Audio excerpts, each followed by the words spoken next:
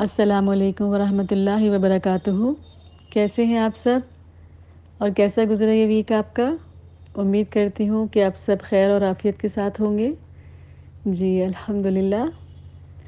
تو آئیے شروع کرتے ہیں اپنی کلاس۔ آئیے درود شریف کی فضیلت پہ ایک نظر ڈالتے ہیں۔ نحمدہ و نصلی علی رسولہ الکریم، اما بعد فاعوذ باللہ من الشیطان الرجیم، بسم اللہ الرحمن الرحیم۔ نبی کریم صلی اللہ علیہ وسلم اس بات کو پسند کرتے تھے کہ میری امت مجھ پر درود بھیجے اور رب ان کے اوپر رحمت نازل کرے۔ سورہ احزاب آیت نمبر 56 میں دیکھیے کہ یقیناً اللہ اور اس کے فرشتے آپ صلی اللہ علیہ وسلم پر رحمت اور شفقت اور عنایت نازل کرتے رہتے ہیں۔ اے ایمان لانے والو، تم بھی آپ صلی اللہ علیہ وسلم پر رحمت بھیجتے رہا کرو اور تم بھی اللہ تعالیٰ سے دعا کرتے رہا کرو کہ ان کے اوپر اور درود بھیجے اور رحمتیں بھیجے۔ درود کے لٹرل میننگ جو ہوتے ہیں وہ دعا کے ہوتے ہیں۔ درود کا معنی ہے کہ اللہ کے رسول صلی اللہ علیہ وسلم پر بلیسنگ، دعائیں بھیجنا۔ بہترین درود وہی ہے جو ہم نماز میں پڑھتے ہیں، درود ابراہیمی، اور اس کا پڑھنا باعث اجر و ثواب ہے۔ اسی طرح یہ تھوڑا طویل ہے تو اس کو مختصر انداز میں بھی آپ پڑھ سکتے ہیں، جیسے کہ صرف آپ اگر صلی اللہ علیہ وسلم کہتے ہیں تو یہ بھی درود ہے اور یہ بھی مکمل ہے۔ اسی طرح اگر آپ کہتے ہیں کہ اللہم صلی وسلم علی نبینا محمد، تو یہ بھی آپ پڑھ سکتے ہیں، اور اسی طرح صلی اللہ علی النبی الکریم بھی آپ پڑھ سکتے ہیں۔ تو یہ سب مختصراً درود ہیں۔ دنیا کی گفتگو میں تو ہم کتنا وقت ضائع کر دیتے ہیں، لیکن جہاں ایسے کلام کی بات آتی ہے جس کے ایک دفعہ ادا کرنے سے 10 رحمتیں آتی ہیں، تو وہاں پر ہم کیوں بخل کر جاتے ہیں؟ آپ دیکھیے کہ ہماری نمازوں کا مکمل ہونا ایک پلر جو ہے وہ درود ابراہیمی پڑھنا ہے۔ درود ابراہیمی کے بغیر ہماری نماز مکمل ہی نہیں ہو سکتی، چاہے ہم فرائض ادا کریں یا نوافل ادا کریں، بنا درود ابراہیم کے ہماری نماز مکمل نہیں ہو سکتی۔ اس لیے درود ابراہیمی کی بہت اہمیت ہے۔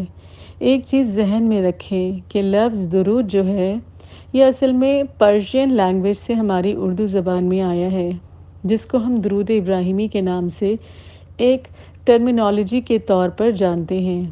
اللہ کے رسول صلی اللہ علیہ وسلم پر درود بھیج کر ہم آپ صلی اللہ علیہ وسلم کی عزت اور محبت، اکرام اور شرف سب کو بڑھانے کا ایک ذریعہ بنتے ہیں، اور یہ حکم بھی اللہ تعالیٰ نے ہم کو دیا ہے کہ یہ اللہ کی اپنی سنت ہے جو اللہ نے اپنے بندوں پر، مومنین پر بھی ایک حکم کے طور پر نافذ کی ہے۔ سورہ احزاب آیت نمبر 56 میں جیسے ابھی ہم نے اس کے معنی پڑھے کہ اللہ تعالیٰ نے صرف ہمیں حکم نہیں دیا بلکہ اللہ تعالیٰ تو خود آپ صلی اللہ علیہ وسلم پر درود بھیج رہا ہے، اور اللہ تعالیٰ اور اس کے فرشتے آپ صلی اللہ علیہ وسلم پر درود پڑھتے ہیں۔ اسی طرح درود پڑھنے کے فائدے آخرت میں تو ہوں گے ہی، شفاعت ملے گی، آپ کا قرب ملے گا، آپ کے ہاتھوں ہمیں آب کوثر کا پانی ملے گا، اور اس کے برعکس دنیا میں بھی اس کے بے شمار فائدے ہیں۔ اور یہ تجربہ شدہ بات ہے کہ جس کی زندگی میں مشکلات آ جائیں، جس کی زندگی میں پریشانیاں آ جائیں، وہ درود کی کثرت کر دے۔ نبی صلی اللہ علیہ وسلم نے خاص طور پر اس کی تاکید کی، اور اللہ تعالیٰ کی فوری رحمت کے لیے درود کی کثرت کریں۔ اگر آپ کہیں کسی پریشانی میں پھنس جائیں، آپ اس کو آزما کے دیکھ لیجئے کہ جب آپ کثرت سے درود پڑھیں گے تو اللہ تعالیٰ کی فوری مدد آئے گی آپ کے پاس انشاءاللہ۔ آپ صلی اللہ علیہ وسلم نے فرمایا، بخیل ہے وہ شخص کہ جس کے سامنے میرا ذکر کیا جائے اور وہ مجھ پر درود نہ پڑھے۔ درود پڑھنا جنت میں لے جانے والا عمل ہے، اور جو درود نہیں پڑھتا وہ جنت کا راستہ کھو دیتا ہے۔ حضرت حسین بن علی رضی اللہ عنہ امام حسین سے مروی ہے کہ رسول اللہ صلی اللہ علیہ وسلم نے فرمایا، جس کے پاس میرا ذکر کیا گیا یعنی میرا نام لیا گیا اور وہ مجھ پر درود پڑھنا بھول گیا اس نے پڑھا ہی نہیں، صلی اللہ علیہ وسلم کہا ہی نہیں، وہ جنت کے راستے سے بھٹک گیا۔ تو آئیے شروع کرتے ہیں اپنی کلاس استاذہ ڈاکٹر طلعت فاطمہ کے ساتھ۔ السلام علیکم ورحمۃ اللہ وبرکاتہ۔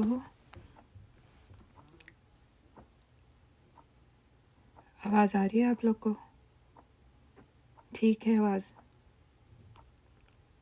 الحمدللہ۔ دعا کے ساتھ اور درود کے ساتھ شروع کرتے ہیں انشاءاللہ اپنی کلاس۔ نحمدہ ونصلی علی رسولہ الکریم، اما بعد، فاعوذ باللہ من الشیطان الرجیم، بسم اللہ الرحمن الرحیم۔ رب اشرح لی صدری ویسر لی امری واحلل عقدۃ من لسانی یفقہوا قولی، ربنا زدنا علما، اللہم فقہنا فی الدین، ربی یسر ولا تعسر وتمم بالخیر، اللہم صلی وسلم وبارک علی نبینا محمد صلی اللہ علیہ وسلم۔ الحمدللہ اپنی کتاب کا پیج نمبر 67 تک ہم نے پڑھ لیا تھا، اور آج ہم 68 سے انشاءاللہ شروع کریں گے، جس میں ہے سائیڈ ہیڈنگ آپ کی پہلے پہل ایمان لانے والے۔ لاسٹ کلاس میں ہم نے پڑھا تھا کہ وحی کی ابتدا کس طرح سے ہوئی، کون سی صورت کے آیات پہلے نازل ہوئیں، اور پھر یہ دیکھا تھا کہ رسالت کی ابتدا کس طرح کی صورت سے ہوئی اور کہاں پر ہوئی۔ تو الحمدللہ یہ چیزیں ہم پڑھ چکے ہیں۔ انشاءاللہ آج ہم دیکھیں گے کہ اس رسالت پر، اس نبوت پر ایمان لانے والے لوگ کون تھے، جو سب سے پہلے ایمان لائے، پھر اس کے بعد ایک بیچ تھا وہ ایمان لایا، اور اس کے بعد پھر کس طرح سے لوگ وقتاً فوقتاً دائرہ اسلام میں داخل ہونے لگے اور ایمان کا دائرہ بڑھتا چلا گیا۔ تو انشاءاللہ ہم شروع کرتے ہیں۔ اس پروگرام کے مطابق نبی صلی اللہ علیہ وسلم نے دعوت و تبلیغ شروع کی تو کئی خوش قسمت لوگوں نے اسے لپک کر قبول کیا اور آپ صلی اللہ علیہ وسلم پر ایمان لے آئے۔ ان میں سب سے پہلا نام حضرت خدیجہ رضی اللہ تعالیٰ عنہ کا ہے۔ وہ آپ صلی اللہ علیہ وسلم کی بیوی ہونے کی وجہ سے آپ صلی اللہ علیہ وسلم کے بلند اخلاق اور اعلیٰ کردار کو سب سے اچھی طرح جانتی تھیں۔ پوائنٹ نمبر 1، پوائنٹ ڈالتے جائیں یہاں پر تو آپ کو اندازہ ہوگا کہ کیا وجوہات تھیں جو حضرت خدیجہ رضی اللہ تعالیٰ عنہ سب سے پہلے اسلام لانے والی خاتون بنی، اور اس بات پر اللہ کا شکر ادا کریں کہ سب سے پہلے اسلام لانے والی ایک عورت تھی، ایک خاتون تھی۔ تو اللہ سبحانہ تعالیٰ کی نظر میں ایسا کچھ نہیں ہے کہ اگر کوئی مرد ایمان لائے یا ایماندار ہو تو اس کا تذکرہ کیا جائے، اور اگر کوئی عورت ایمان لائے تو اس کا تذکرہ پیچھے چھوڑ دیا جائے۔ نہیں، ہمیں احادیث سے بالکل وثوق کے ساتھ یہ اطلاع ملتی ہے کہ حضرت خدیجہ رضی اللہ تعالیٰ عنہ سب سے پہلے خاتون تھیں جو سب سے پہلے آپ صلی اللہ علیہ وسلم پر ایمان لائیں۔ اب اس کی وجوہات کیا کیا تھیں ان کو ہم دیکھتے ہیں۔ سب سے پہلی وجہ کیا تھی کہ وہ آپ کے بلند اخلاق اور اعلیٰ کردار کو سب سے اچھی طرح جانتی تھیں۔ ظاہر ہے آپ صلی اللہ علیہ وسلم کی زوجہ تھیں، اور ان سے بڑھ کر کون تھا ساتھ جو آپ صلی اللہ علیہ وسلم کو جان سکتا۔ لہٰذا انہوں نے، آپ نے دیکھا اس سے پہلے تعریف بھی فرمائی جب آپ صلی اللہ علیہ وسلم خوفزدہ تھے، اور انہوں نے آپ صلی اللہ علیہ وسلم کے بلند اخلاق کی تعریف فرمائی تھی۔ پھر دوسرا یہ کہ سیکنڈ پوائنٹ ہے یہ کہ انہیں یہ بھی معلوم تھا کہ یہ ایک آخری نبی کی آمد ابھی باقی ہے۔ ان کے علم میں یہ بات تھی کہ آخری نبی آنے والے ہیں، لہٰذا انہوں نے جب یہ بات سنی کہ آپ صلی اللہ علیہ وسلم کو نبوت عطا ہو گئی ہے، رسالت مل گئی ہے، تو وہ سب سے پہلے آپ پر ایمان لے آئیں۔ تیسرا پوائنٹ کیا ہے کہ وہ آپ کے تعلق سے کچھ معجزانہ حالات اور واقعات بھی سن چکی تھیں۔ وہ سن چکی تھیں آپ صلی اللہ علیہ وسلم کے متعلق، اور جو کہ آپ صلی اللہ علیہ وسلم خود بھی بیان فرماتے تھے کہ پتھر سلام کرتے ہیں، پیڑ جھک جاتے ہیں، اور بھی مختلف چیزیں، تو اور جو آپ صلی اللہ علیہ وسلم خواب دیکھا کرتے تھے اور پھر وہ سچے ثابت ہو جاتے تھے۔ ایسے خوابوں کو ارہاس کہا جاتا ہے۔ ارہاس، اس کے لیے خاص ٹرم ہے، الف را اور چھوٹی ہا اور الف اور پھر آخر میں صاد، ارہاس۔ تو وہ سارا سب کچھ انہوں نے دیکھا تھا، لہٰذا ان کو معلوم تھا کہ ایک نبی آنا ہے اور اس کے معجزانہ یہ حالات اور واقعات ہیں، لہٰذا وہ آپ صلی اللہ علیہ وسلم پر سب سے پہلے ایمان لائیں۔ پھر چوتھا پوائنٹ کیا ہے کہ وہ آپ صلی اللہ علیہ وسلم میں نبوت اور رسالت کی جھلک بھی دیکھ چکی تھیں. اور پھر پانچواں پوائنٹ یہ ہے کہ ورقہ جیسے صاحب علم و بصیرت نے بتایا تھا کہ حرا میں جو فرشتہ آپ کے پاس آیا تھا وہ حضرت جبرائیل علیہ السلام تھے، اور جو کچھ لائے تھے وہ وحی الہی تھی. یعنی جو ان کے بھائی تھے، چچا زاد بھائی ورقہ بن نوفل، انہوں نے بھی اس بات کی تصدیق کر دی تھی کہ حضرت جبرائیل علیہ السلام کے ذریعے آپ صلی اللہ علیہ وسلم پر وحی نازل ہونا شروع ہو چکی ہے. نمبر 6، چھٹا پوائنٹ کیا ہے، اور سب سے آخری بات یہ کہ سورہ مدثر کی ابتدائی آیات جب اتر رہی تھیں تو حضرت خدیجہ رضی اللہ تعالیٰ عنہ بنفس نفیس وہاں موجود تھیں. بنفس نفیس یعنی خود وہاں موجود تھیں، اس لیے یہ بالکل فطری بات تھی کہ وہ سب سے پہلے ایمان لاتی. حضرت خدیجہ رضی اللہ تعالیٰ عنہ کے بارے میں ہم نے پہلے بھی پڑھا تھا، اور اس وقت بھی ہم تھوڑا سا دیکھ لیتے ہیں کہ سب سے پہلے مسلمان ہونے والی وہی خاتون ہیں، اولین خاتون ہیں جنہوں نے نبی صلی اللہ علیہ وسلم سے وحی کی سرگزشت سنی. سب سے پہلے قرآن سننے کی سعادت بھی انہی کو حاصل ہوئی. سب سے پہلے انہوں نے ہی نماز سیکھی. اب آپ دیکھیں کہ کن کن چیزوں میں ایک عورت سب سے پہلے ہے. تو ہمارے لیے کیا سبق ہے اس کے اندر کہ بڑھ کر کے آگے جو لے لے وہی پھر سابقین میں سے ہوتا ہے، سابقون میں سے ہوتا ہے. تو پہلی بات کیا کہ وہی سب سے پہلی خاتون تھی جنہوں نے نبی صلی اللہ علیہ وسلم سے وحی کی سرگزشت سنی، یعنی وحی کی داستان سنی. آپ صلی اللہ علیہ وسلم نے سب سے پہلے آ کر انہی کو تفصیلاً بتایا کہ وحی کس طرح نازل ہوئی. پھر یہ کہ سب سے پہلے قرآن سننے کی سعادت انہی کو حاصل ہوئی. آپ صلی اللہ علیہ وسلم نے جب ان آیات کو دہرایا جو آپ صلی اللہ علیہ وسلم پر نازل ہوئی تھیں تو جن کانوں نے سنا وہ حضرت خدیجہ رضی اللہ تعالیٰ عنہ کے تھے. تو سب سے پہلے خاتون کو یہ سعادت حاصل ہوئی. پھر سب سے پہلے انہوں نے ہی نماز سیکھی اور نبی صلی اللہ علیہ وسلم کی اقتداء میں ادا کی. یعنی آپ صلی اللہ علیہ وسلم نے نماز لیڈ کی، امامت کرائی، اور پیچھے حضرت خدیجہ رضی اللہ تعالیٰ عنہ نے ان کی امامت میں نماز پڑھی. اس سے کیا جواز نکلتا ہے؟ ایک بہت اچھا نقطہ اس سے نکلتا ہے کہ شوہر کے پیچھے بیوی نماز ادا کر سکتی ہے، اور اس طرح شوہر اگر مسجد نہیں جا سکا ہے، کسی وجہ سے دیر ہو گئی ہے، کوئی اور وجہ ہے، تو شوہر اور بیوی مل کر نماز اگر ادا کر لیں تو شوہر کو جماعت کرانے کا، امامت کرنے کا اور بیوی کو جماعت سے نماز پڑھنے کا ثواب مل جائے گا، اور یہ ایک جائز بات ہے. ٹھیک ہے. ام المومنین سیدہ خدیجہ رضی اللہ تعالیٰ عنہ کی حیثیت ایک ہمدرد وزیر کی سی تھی. جیسے ایک ہمدرد ایک کوئی وزیر ہوتا ہے کسی کا، کسی بادشاہ کا، کسی خلیفہ کا، تو اور وہ اس کی ساری باتوں کو سنتا ہے اور پھر اس کے حل نکالتا ہے، حل پیش کرتا ہے، ہر پریشانی میں ساتھ دیتا ہے. تو وہ حیثیت تھی حضرت ام المومنین سیدہ خدیجہ رضی اللہ تعالیٰ عنہ کی. جب لوگ آپ صلی اللہ علیہ وسلم کو جھٹلاتے، تکلیف پہنچاتے، آپ کی بات سننے سے انکار کرتے اور آپ غمگین ہو کر واپس گھر تشریف لے آتے، تو یہ حضرت خدیجہ رضی اللہ تعالیٰ عنہ ہی تھیں جو آپ کی دلجوئی کرتیں، آپ کو تسلی دیتیں، آپ کا غم ہلکا کرتیں، آپ کی ہمت بندھاتی اور آپ کا حوصلہ بڑھاتی تھیں. کتنی ہمارے لیے اس میں سبق کی باتیں ہیں، اور کتنا خوبصورت کردار حضرت خدیجہ رضی اللہ تعالیٰ عنہ کا ہم کو نظر آتا ہے، اور ہم عورتوں کے لیے ایک مشعل راہ کی حیثیت رکھتا ہے کہ جب شوہر پریشان ہو اور اس کو اس بات کی ضرورت ہو کہ اس کی بیوی اس کی دلجوئی کرے، اس کے ساتھ ہمدردی کرے، کسی بھی طرح کی پریشانی ہو، دنیاوی ہو، دینی ہو، صحت کی پریشانی ہو، پیسوں کی پریشانی ہو، کسی بھی طرح کی، تو بیوی کو کیسا ہونا چاہیے؟ اس کے لیے دلجوئی کرنے والا، تسلی دینے والا، غم ہلکا کرنے والا، ہمت بندھانے والا، حوصلہ افزائی کرنے والا. کیوں؟ اس لیے کہ اللہ سبحانہ تعالیٰ نے ایک عورت کو اس طرح کا بنا کر، اس سارے اخلاق اور کردار کا حامل بنا کر ہمارے سامنے ایک مثال کی حیثیت سے پیش فرما دیا. لہٰذا ان کے کردار سے ہم کو سبق حاصل کرنے کی ضرورت ہے، ہم عورتوں کو، کیونکہ وہ بھی تو ایک عورت ہی تھیں، ان کے اندر بھی عورت والے ہی جذبات تھے. احساسات تھے، تو اس کے باوجود انہوں نے یہ سارے کام انجام دیے۔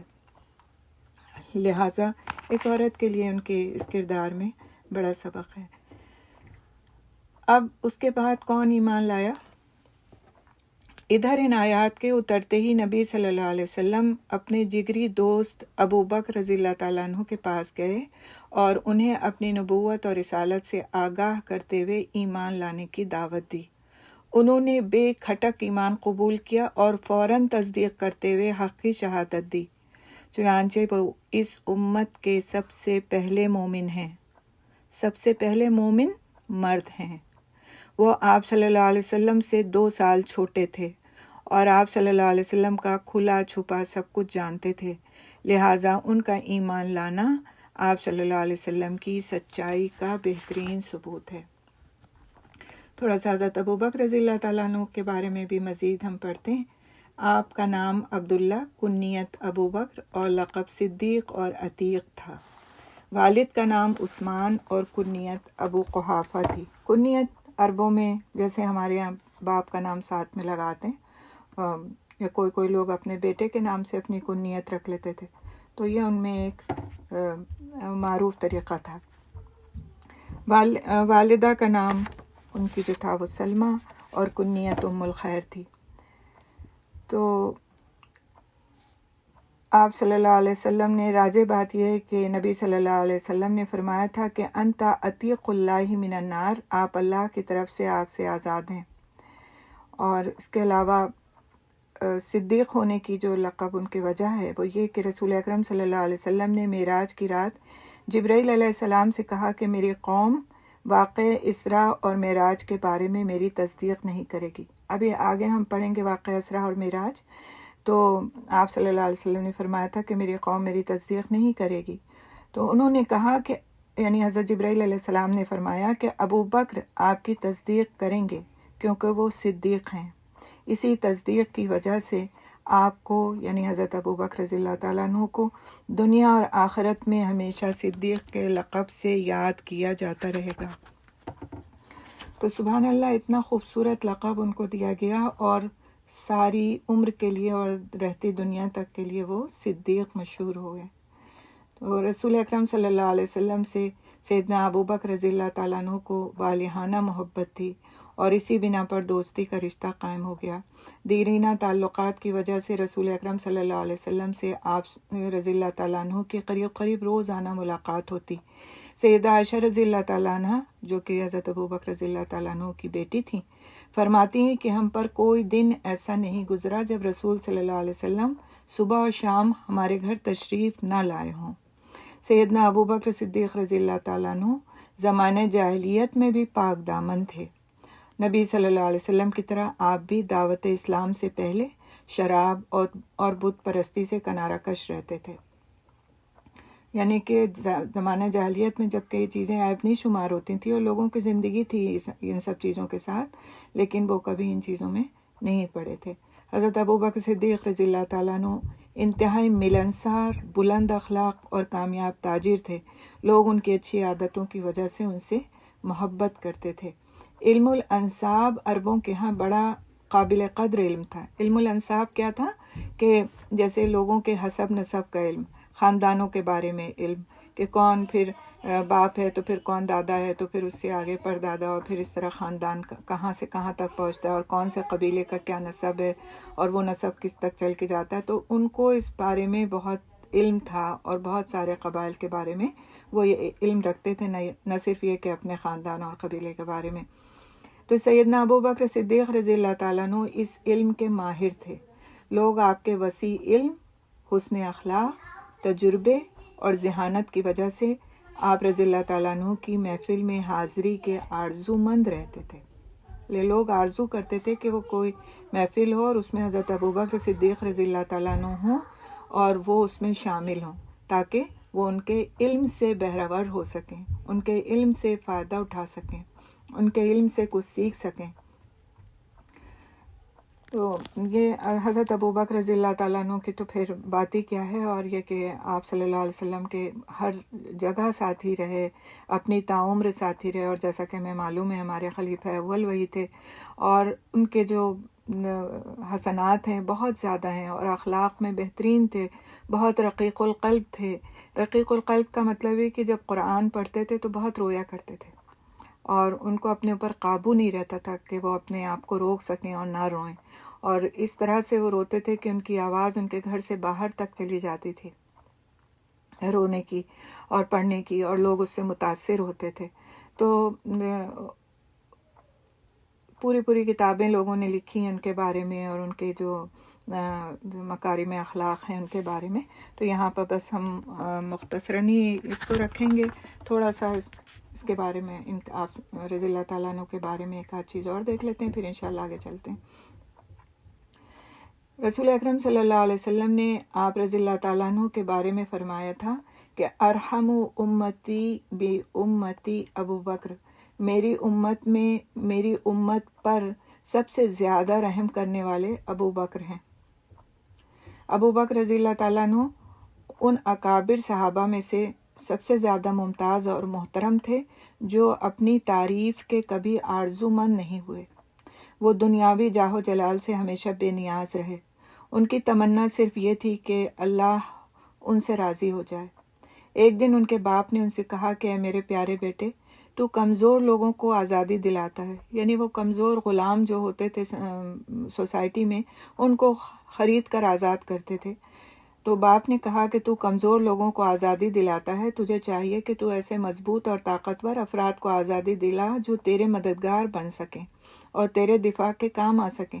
اس پر ابو بکر رضی اللہ تعالیٰ عنہ نے جواب دیا کہ والد محترم، میں تو یہ کام صرف اللہ کی رضا کے لیے کرتا ہوں، اس کے علاوہ اور کوئی مقصد میرے پیش نظر نہیں ہے۔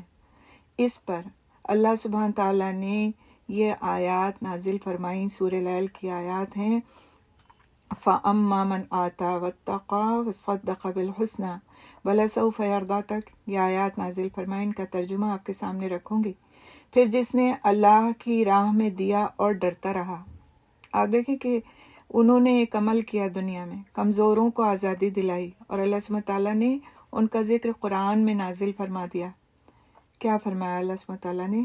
پھر جس نے اللہ کی راہ میں دیا اور ڈرتا رہا، یعنی دینے کے باوجود اللہ کا خوف رکھتا رہا، اور اس نے نیک بات کی تصدیق کی، یعنی آپ صلی اللہ علیہ وسلم کی نبوت کی تصدیق کی، تو یقیناً عنقریب ہم اسے آسان راہ کی توفیق دیں گے۔ اور لیکن جس نے کنجوسی کی اور پرواہ نہ کی اور اس نے نیک بات کو جھٹلایا، تو عنقریب ہم اسے تنگی کی راہ کے لیے ڈھیل دیں گے، اور جب وہ دوزخ میں گرے گا تو اسے اس کا مال کوئی فائدہ نہ دے گا۔ بے شک ہدایت دینا ہمارے ہی ذمے ہے، اور بے شک آخرت اور دنیا ہمارے ہی اختیار میں ہے۔ بالآخر میں نے تمہیں بھڑکتی آگ سے ڈرا دیا ہے، اس میں بڑا بدبخت ہی داخل ہوگا جس نے جھٹلایا اور منہ پھیرا، اور بڑا متقی ضرور اس سے دور رکھا جائے گا جو پاک ہونے کے لیے اپنا مال دیتا ہے۔ اس لیے مال کو وہ خرچ کرتے تھے اپنے پاک ہونے کے لیے، جو پاک ہونے کے لیے اپنا مال دیتا ہے، اور اس پر کسی کا کوئی احسان نہیں جس کا بدلہ اسے دینا ہو، مگر صرف اپنے رب برتر کا چہرہ چاہتے ہوئے مال خرچ کرتا ہے، اور یقیناً وہ یعنی اللہ سبحانہ تعالیٰ جلد اس سے راضی ہو جائے گا۔ اسلام کے راستے میں آنے والی ہر مصیبت کا مقابلہ کرنے کے لیے ابو بکر صدیق رضی اللہ تعالیٰ عنہ ہمیشہ نبی اکرم صلی اللہ علیہ وسلم کے ساتھ رہے، ہجرت میں بھی آپ کے شانہ بشانہ رہے، اور تمام غزوات میں شرکت کی۔ تو سبحان اللہ، یہ حضرت ابو بکر رضی اللہ تعالیٰ عنہ کی زندگی کی کچھ باتیں تھیں، کچھ ان کے کردار کے اوصاف میں نے آپ کے سامنے رکھے۔ انشاءاللہ اللہ تعالیٰ زندگی دے اور موقع دے تو ضرور ان کے بارے میں جو کتابیں لکھی گئی ہیں اسے پڑھ کر استفادے کی کوشش کریں، اور دیکھیں کہ کس درجے کے اور کس پائے کے آپ صلی اللہ علیہ وسلم کے صحابی تھے۔ پھر اس کے بعد ہم اپنی کتاب میں چلتے ہیں، پیج نمبر 69 ہے آپ کا، سیکنڈ پیراگراف۔ پہلے پہل ایمان لانے والوں میں حضرت علی رضی اللہ تعالیٰ عنہ بھی شامل ہیں۔ وہ نبی صلی اللہ علیہ وسلم کے زیر کفالت تھے، آپ ہی کے پاس رہتے تھے، اور آپ ہی ان کے کھانے پینے کا بندوبست اور ان کی دیکھ بھال کرتے تھے۔ کیونکہ قریش قحط سالی سے دوچار تھے اور ابو طالب کے پاس مال کم اور اولاد زیادہ تھی، لہٰذا ان کے بیٹے جعفر کو حضرت عباس پال رہے تھے اور حضرت علی رضی اللہ تعالیٰ عنہ کو نبی صلی اللہ علیہ وسلم نے پالا تھا۔ وہ آپ صلی اللہ علیہ وسلم کے بچوں کی طرح آپ کے یہاں رہتے تھے اور آغاز نبوت کے وقت بلاغت کے قریب پہنچ چکے تھے، یعنی ٹین ایجرز تھے، ایک طرح سے کہا جاتا ہے کہ 10 سال کی عمر تھی، اور ایک قول کے مطابق ابھی 10 سال کے تھے۔ جو کچھ آپ صلی اللہ علیہ وسلم کرتے وہی وہ بھی کرتے تھے، لہٰذا جب آپ صلی اللہ علیہ وسلم نے ان کو اسلام کی دعوت دی تو وہ مسلمان ہو گئے، اور وہ بچوں میں سب سے پہلے مومن تھے۔ اب دیکھیں کہ عورتوں میں حضرت خدیجہ رضی اللہ تعالیٰ عنہ، مردوں میں حضرت ابوبکر صدیق رضی اللہ تعالیٰ عنہ، اور پھر اب حضرت علی رضی اللہ تعالیٰ عنہ بچوں میں سب سے پہلے مومن تھے۔ تو اس سے کیا پتہ چلتا ہے، کیا سبق ملتا ہے ہم کو، کہ ہمیں بچوں کو بھی دین کی طرف رغبت دلانا چاہیے، ان کو بچہ کہہ کر چھوڑ نہیں دینا چاہیے کہ ان کو ابھی کیا سمجھ میں آئے گا، ان کو تو ابھی ان کی عمر نہیں ہے ایسی کہ ایسی باتوں کو سمجھیں اور سوچیں۔ تو آپ سوچیں کہ 10 سال کی عمر کا بچہ اگر اس کو دین کی دعوت دی جائے اور اس کو اچھا و برا سمجھایا جائے اور اس کو بتایا جائے کہ تمہارا رب کون ہے اور تمہارا رسول کون ہے، جو کہ ہمارے ہاں کے آج بیشتر بچوں کو پتہ نہیں، بس وہ ایک مسلمان گھرانے میں پیدا ہو گئے ہیں، ان کا نام مسلمان ہے، لہٰذا وہ اپنے آپ کو مسلمان کہتے ہیں، ادروائز ان کو کچھ بھی پتہ نہیں کہ ہمارا حقیقت میں ہمارا معبود کون ہے، تو ہمارا رسول کون ہے، تو ہمارے خلفاء کون ہیں، تو صحابہ کرام کون ہیں۔ آج آپ اچھوں سے پوچھ لیجئے، آپ کو صحابی کی ڈیفینیشن نہیں بتا پائیں گے کہ صحابی کون ہوتا ہے۔ آج آپ اچھے پڑھے لکھوں سے پوچھ لیجئے تو آپ کو چاروں خلفاء کے نام نہیں بتا پائیں گے، سیریل وائز جس کے وہ سنتے ہیں، مکس اپ کر جاتے ہیں۔ آپ کو عشرہ مبشرہ تو بہت دور کی بات ہے کہ 10 وہ صحابہ جن کے جنت کی بشارت دنیا میں دے دی گئی تھی، ان کے نام کسی کو معلوم ہو، یا پھر سیریل وائز معلوم ہو کہ بھئی عورتوں میں، بچوں میں اور غلاموں میں کون پہلے ایمان لایا تھا۔ شاذ و نادر گھرانے ہیں ایسے جہاں بچوں کو اس طرح کی چیزیں بتائی جاتی ہیں، سمجھائی جاتی ہیں، ان کو تعلیم دی جاتی ہے، ان کو باقاعدہ والدین بیٹھتے ہیں اور ان کے ساتھ ڈسکشنز کرتے ہیں اور ان کو ان چیزوں کا علم فراہم کرتے ہیں۔ ہم تو 10 سال کی عمر کے لیے بچے کو ہر چیز کے لیے تو ایلیجیبل ہم سمجھ لیتے ہیں، اب 10 سال کا ہو گیا تو اس کو اسکول میں اس کلاس میں ہونا چاہیے، تو اس کو مارکس ایسے آنا چاہیے، تو اس کو ٹیسٹ کی اس طرح فکر کرنا چاہیے، تو اس کو امتحان اس طرح دینا چاہیے، اور پھر آگے چل کر اس کو کسی ٹیکنیکل کورس میں جانا ہے تو اس کے لیے ابھی سے تیاری کرنا، ابھی سے پیسے بھی جمع کرنا ہے کہ اس کے لیے ڈونیشنز دے سکیں، سب کچھ ہماری نظروں میں ہوتا ہے۔ لیکن یہ اہم ہستیاں جنہوں نے دین کے لیے اپنی جانیں قربان کر دیں، اپنے کنبے قربان کر دیے، اپنے گھر قربان کر دیے، اپنے مال و دولت قربان کر دیے، سب کچھ قربان کر دیا، اور اس کے باوجود ہمارے بچوں کو ان کے نام بھی پتہ نہیں۔ بچوں کو تو چھوڑ دیجئے، ہم بڑوں کو نہیں پتہ، کوئی کتاب اس سلسلے کی ہم پڑھتے نہیں، بس جو سڑک پر یا اور کہیں کچھ ایسے موقعوں پر ربیع الاول کے زمانے میں یا پھر محرم کے زمانے میں کچھ لوگ کھڑے ہو کر تقریر کر رہے ہوتے ہیں، یا پھر کوئی اس طرح کے بیانات چل رہے ہوتے ہیں، یا کوئی ریکارڈنگ چل رہی ہوتی ہے، اس سے جو اڑتا پڑتا ہمارے کان میں پڑ جاتا ہے، وہ چاہے کسی درجے میں ہو، صحیح درجے میں ہو، غلط درجے میں ہو، بدعت کے درجے میں ہو، کسی بھی درجے میں ہو، ہر ایک اپنے انداز سے بیان کر رہا ہوتا ہے، وہ بس اتنا ہم سمجھتے ہیں ہم کو معلوم ہے کس لیے یہ تہوار منایا جا رہا ہے، وہ ہمیں معلوم ہے، لیکن اس تہوار کی حقیقت کیا ہے، اس شخص کی حقیقت کیا ہے، وہ شخصیت ہے کون، اللہ کی نظر میں اس کی کیا اہمیت ہے، وہ کچھ ہمیں جاننے کی ضرورت نہیں ہے۔ اور اس کی ریزن پھر اس کے بعد اس کا نتیجہ کیا ہوتا ہے کہ جب ہم ان مثالوں سے جن کو اللہ سبحانہ تعالیٰ نے ہمارے لیے مثال بنایا ہے کوئی سبق نہیں لیتے، تو پھر ہماری زندگیوں میں کوئی تبدیلی نہیں آتی۔ انسان کی ایک فطرت ہے کہ وہ اپنے لیے کسی نہ کسی کو ایک آئیڈیل بناتا ہے۔ آج ہمارے گھروں میں، ہمارے ہاں، ہمارے بچوں کے پاس یا ہم لوگوں کے خود کے پاس جو آئیڈیلز ہیں وہ ہم کو پتہ ہے کون ہے، ہم لوگوں کو سب کو اچھی طرح علم ہے۔ کوئی فٹ بال پلیئر ہو گیا، کوئی ہاکی پلیئر ہو گیا، کوئی فلم ایکٹر ہو گیا، کوئی فلم ایکٹریس ہو گئیں، وہی ہمارے لیے مثالی کردار ہوتے ہیں۔ اور کوئی سنگر ہو گیا، بہت کسی کے یہاں کوئی علم کی بات ہو رہی ہے تو کوئی اسپیکر ہو گیا، بس اس کے پیچھے اس کے جیسے اس کی ہر چیز کو فالو کرنے کے لیے لگ پڑتے ہیں کہ ہم کو ویسا بننا ہے۔ اور بڑی خوشی خوشی ایک دوسرے کو بتاتے بھی ہیں کہ ہمارا بچہ تو فلاں فٹ بال پلیئر کو فالو کرتا، بس اس کی خواہش ہے وہ ویسے ہی بنے، اور اس کے لیے میں نے اس کو تو یہ جوتے بھی دلا دیے اور اس طرح کا فٹ بال بھی دلا دیا اور اس کو پریکٹس کے لیے بھی لے جاتی ہوں اور سارا سب کچھ۔ تو سبحان اللہ، یہ بہت سوچنے کی باتیں ہیں کہ جن کو ہم اپنا آئیڈیل بناتے ہیں ہم خود بخود پھر ان کے پیچھے لگ کے چل پڑتے ہیں، لیکن ہمارے آئیڈیلز ہونا کون چاہیے؟ اگر ہم کو یہ پتہ ہی نہیں ہوگا کہ کون ہونا چاہیے اور کون مثالیں قائم کر کے اس دنیا سے چلے گئے ہمارے لیے، تو پھر فالوور ہم بنیں گے کیسے؟ آگے چلتے ہیں انشاءاللہ تعالیٰ، تھوڑا سا دیکھتے ہیں اور آگے حضرت علی رضی اللہ تعالیٰ عنہ کے متعلق کہ آپ کا نام علی، کنیت ابو تراب اور ابو الحسن تھی۔ آپ نبی صلی اللہ علیہ وسلم کے چچازاد تھے اور نبی اکرم صلی اللہ علیہ وسلم ہی کے زیر پرورش رہے۔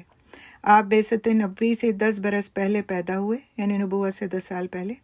آپ کا سلسلہ نسب علی بن ابو طالب یعنی بن عبد المطلب بن ہاشم بن عبد مناف بن قصی بن کلاب ہے، اور آپ کی والدہ ماجدہ فاطمہ بنت اسد بن ہاشم بن عبد مناف مسلمان ہو گئی تھیں اور انہوں نے نبی صلی اللہ علیہ وسلم کی زندگی ہی میں وفات پائی۔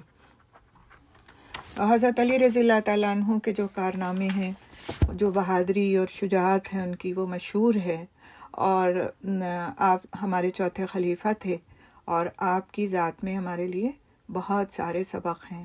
کبھی اس موضوع پر آپ کو کوئی کتاب پڑھنے کے لیے ملے جس پر باقاعدہ پوری کتابیں لکھی ہیں لوگوں نے، اور اس میں احادیث بھی ہیں، اور آپ صلی اللہ علیہ وسلم کے دور کے واقعات بھی ہیں، اور آپ صلی اللہ علیہ وسلم کے دور کے بعد کے بھی واقعات ہیں کہ کس طرح دین کو پھیلانے کے لیے اور دین کی سربلندی کے لیے انہوں نے اپنی جان کی بازی لگا دی۔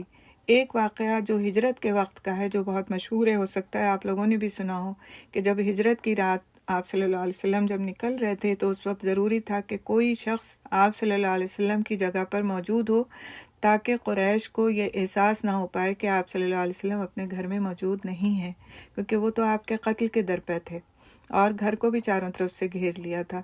تو حضرت علی رضی اللہ تعالیٰ عنہ نے اس وقت پر اپنے آپ کو پیش کیا کہ وہ آپ صلی اللہ علیہ وسلم کی جگہ آپ کے بستر پر لیٹیں گے، اور تاکہ قریش کو یہ احساس نہ ہو کہ آپ صلی اللہ علیہ وسلم یہاں پر موجود نہیں ہیں۔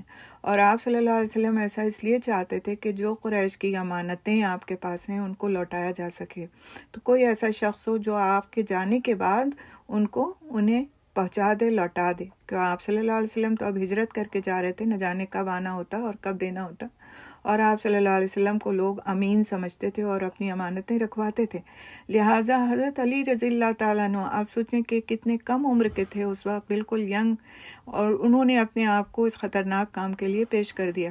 کچھ بھی ہو سکتا تھا، آ کر کے اگر حملہ کر دیتے آپ صلی اللہ علیہ وسلم کے بستر پر، قریش کے جو لوگ گھیرے ہوئے تھے گھر کو، جب حملہ کر دیتے، نہ دیکھتے کہ کون لیٹا ہوا ہے، اندھیرا ہوتا تھا، اس زمانے میں اتنی لائٹیں تو ہوتی نہیں تھیں، بس یہ لگتا کہ بستر پہ کوئی لیٹا ہے، لہٰذا حملہ آور جو تھے وہ حملہ کر سکتے تھے آ کر کے۔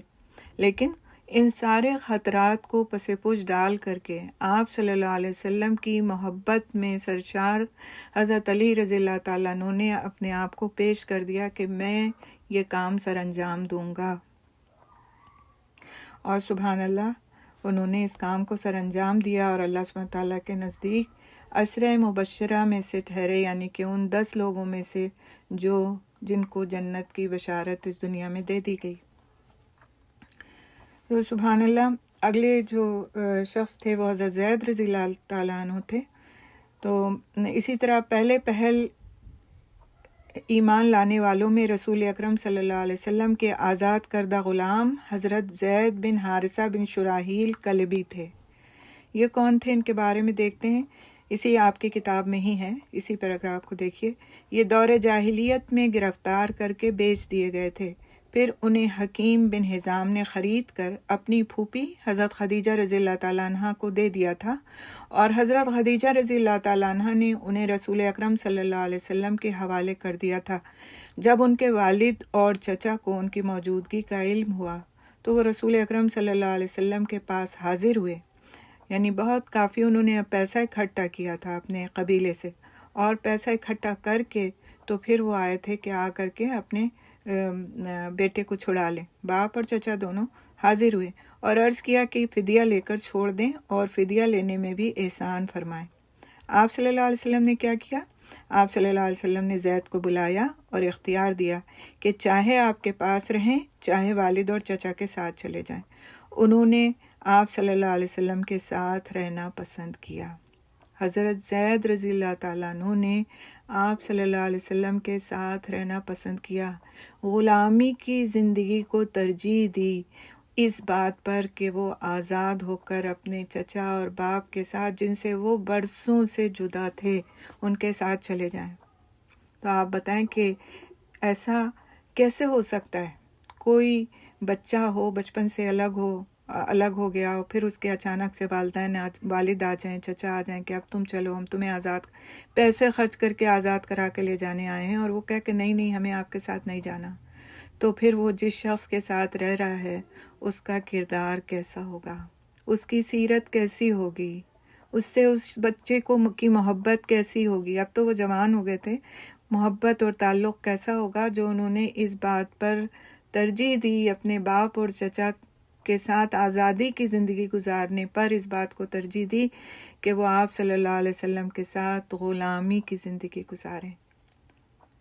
تو پھر کیا ہوا کہ انہوں نے آپ کے ساتھ رہنا پسند کیا، اور آپ صلی اللہ علیہ وسلم نے اسی وقت قریش کے مجمع میں جا کر اعلان فرمایا، اشہد ان ھذا ابنی وارثا و موروثا، گواہ رہو آج سے زید میرا بیٹا ہے، وہ میرا وارث اور میں اس کا وارث ہوں گا۔ اور اسی دن سے ان کو زید بن محمد کہا جانے لگا۔ والد اور چچا یہ منظر دیکھ کر بخوشی واپس چلے گئے۔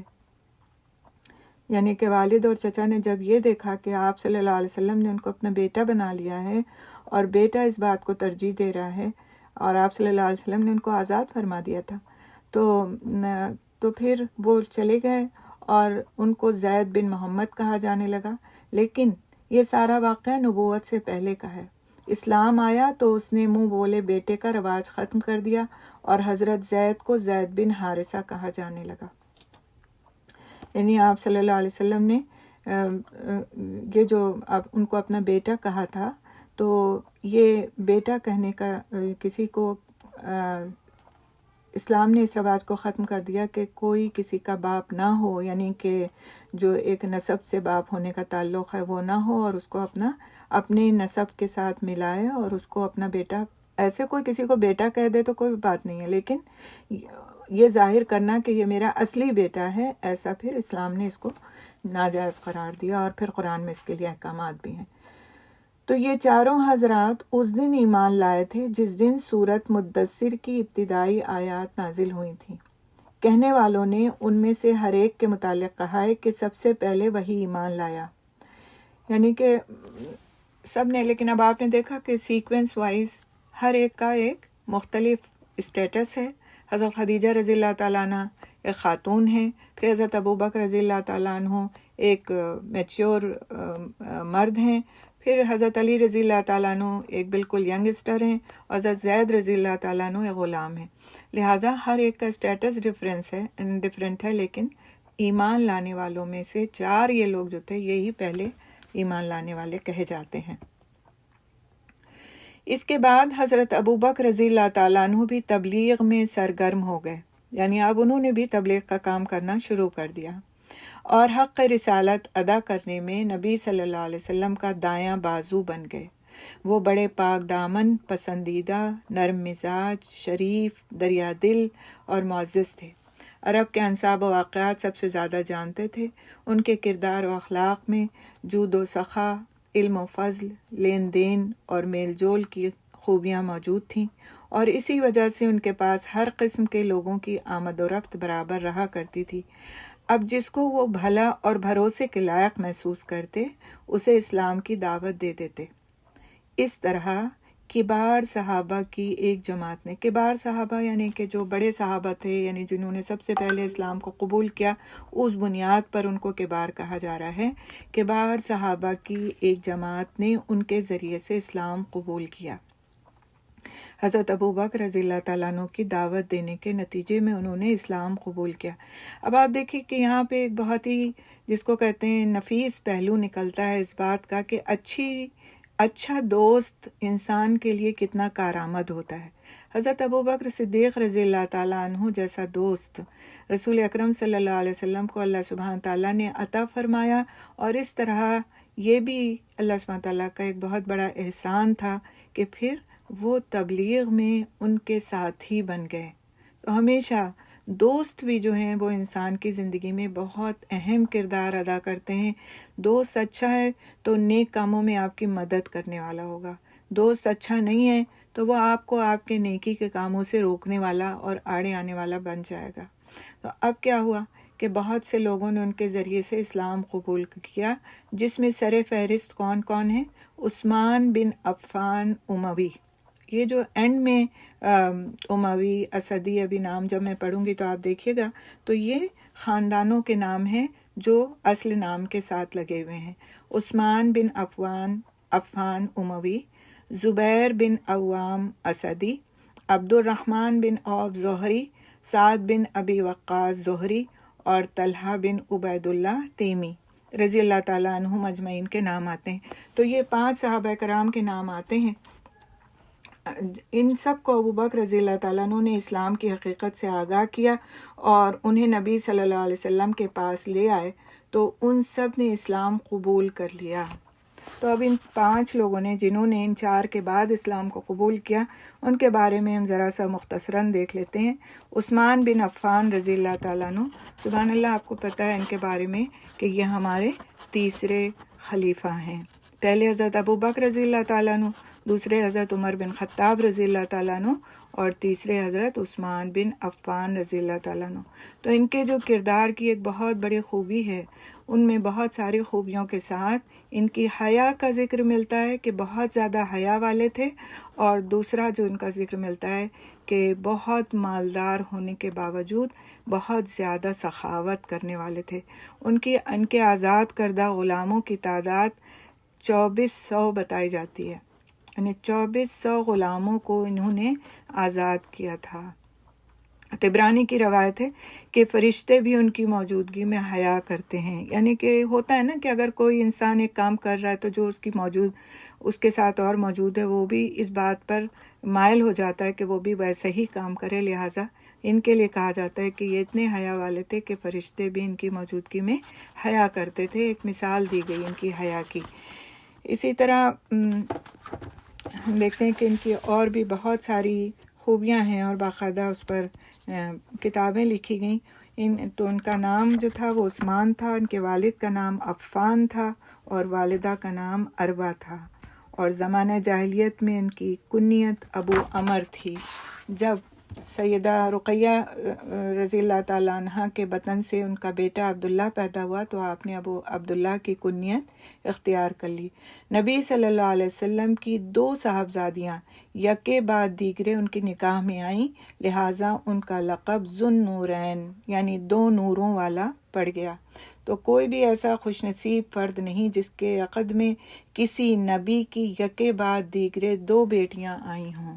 تو یہ ان کی ایک بہت بڑی خوش نصیبی تھی کہ آپ صلی اللہ علیہ وسلم کی 2 بیٹیاں ایک کے بعد دوسری، جب ایک کا انتقال ہو گیا تو دوسری بیٹی ان کے نکاح میں آئیں۔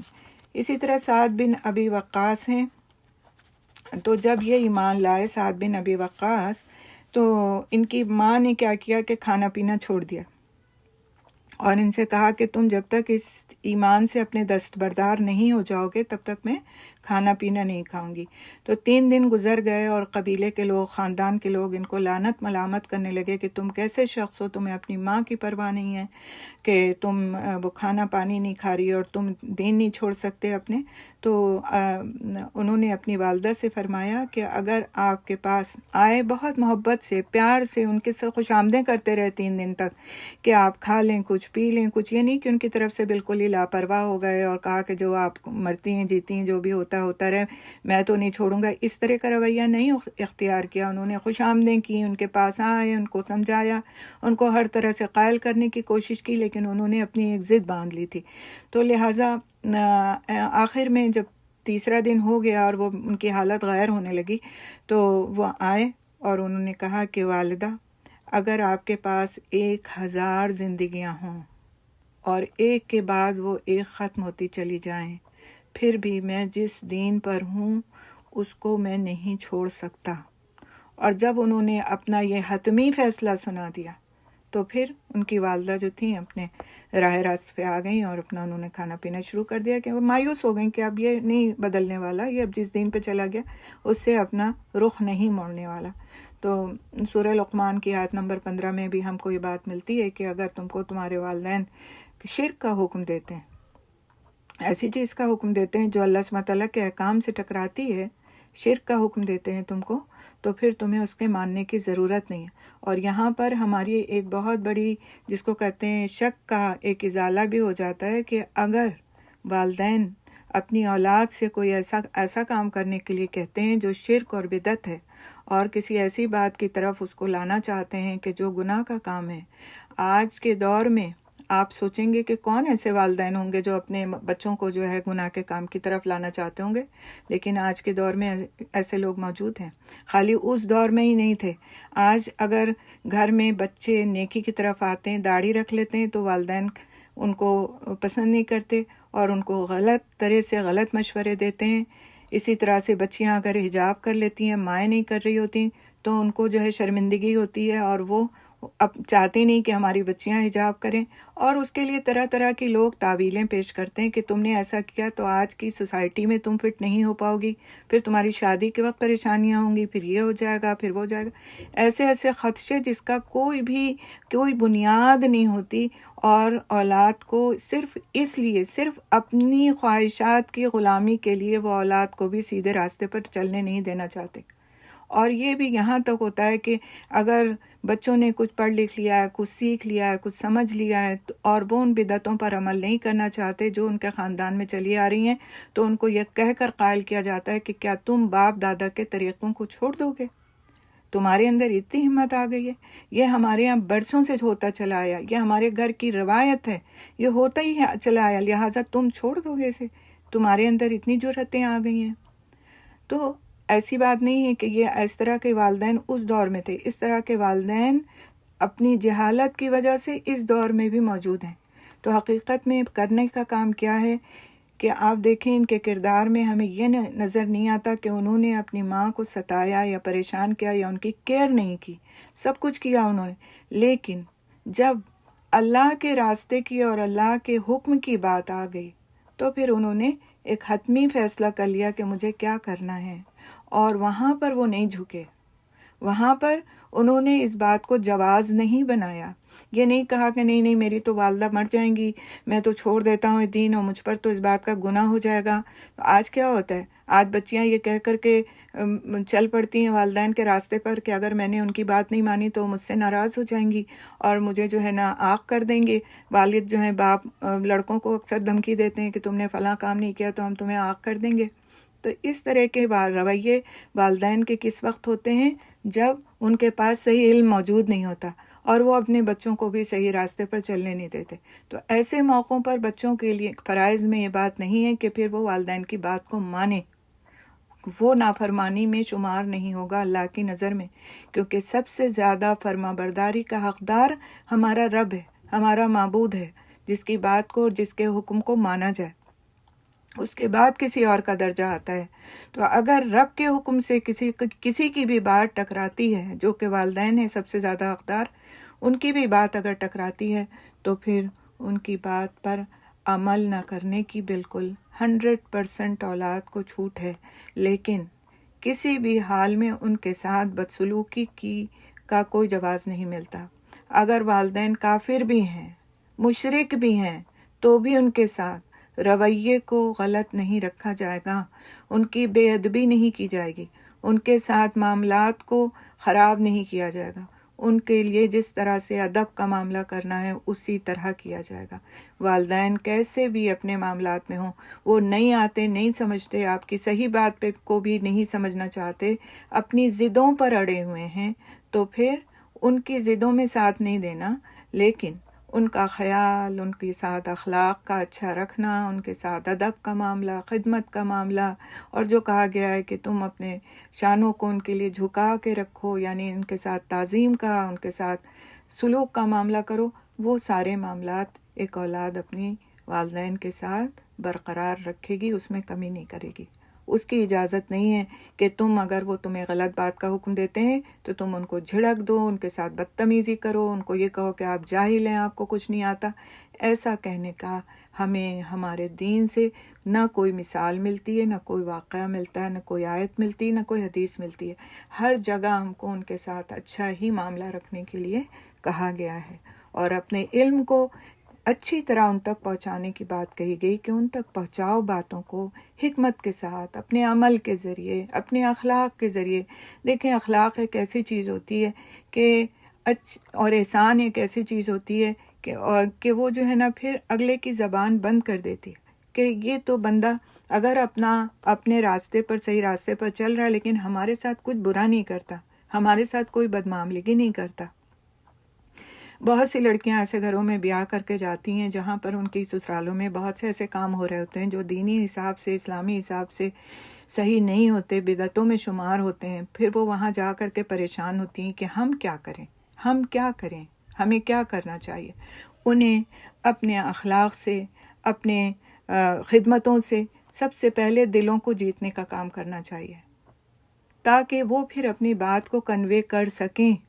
اگر جاتے ہی ایک لڑکی ایک نئے گھر میں یہ روش اپنائے گی، آپ یہ غلط کرتے ہیں، آپ یہ غلط کرتے ہیں، آپ کا یہ غلط ہوتا ہے، تو پھر اگلا ضد میں آ کر اس کی بات نہیں سنے گا۔ ان کا طریقہ نرمی کا ہونا چاہیے، ان کا طریقہ اخلاق کا ہونا چاہیے، ان کا طریقہ اچھے معاملے کا ہونا چاہیے۔ میں بہت اچھی طرح ایک ایسے گھرانے کو جانتی ہوں کہ جن کے ہاں اس طرح کی بدعتیں اور سب کچھ تھی۔ اس کے بعد کیا ہوا کہ ساس جو تھیں وہ الگ شہر میں رہتی تھیں اپنے شوہر کے ساتھ، اور باقی بچے ان کے دوسرے شہر میں رہتے تھے۔ تو جب سسر کا ان کا انتقال ہو گیا تو بیٹا اپنی ماں کو لے کر کے اپنے گھر آ گیا۔ گھر آنے کے بعد ماں کا یہ تھا کہ جو وہ کرتی رہی ہیں وہ اسی طرح کریں گی، جو بدعتی طریقے ان کے تھے وہ کرتی تھیں اپنے گھر میں، وہ اسی طرح سے وہ چاہتی تھیں کہ وہ بیٹے کے گھر میں بھی آ کر کریں۔ بیٹے نے اپنی بیوی سے کہا کہ ان کو تمہیں کسی بات پر نہیں ٹوکنا، اس لیے کہ ان کا دل دکھا ہوا ہے، بیوگی کے راستے پر ان کا پہلا قدم ہے، یہ اس وقت یہ انتہائی مزمحل ہیں، پریشان ہیں، گھر ان کا چھوٹ گیا، شوہر ان کا چھوٹ گیا، تمہیں ان کے ساتھ صرف اور صرف اچھا معاملہ اور اخلاق کا رویہ اختیار کر کے رکھنا ہے۔ ان کو ان کی کسی بات پر کچھ منع نہیں کرنا، کچھ ٹوکنا نہیں، کچھ کہنا نہیں ہے۔ وہ پہلے سال میں تو انہوں نے اپنی چلائی اور جو کچھ وہ کرتی تھیں اس پر قائم رہیں۔ اگلا سال آیا، پھر وہی شعبان کا مہینہ آیا، پھر وہی حلوے پکنے کا زمانہ آیا، پھر وہی اسی طرح کی اور چیزوں کا وقت آیا۔ بہو نے پوچھا کہ آپ کو کیا چاہیے، ہم آپ کے لیے کیا خرید کے لا دیں، آپ کو کیا کرنا ہے؟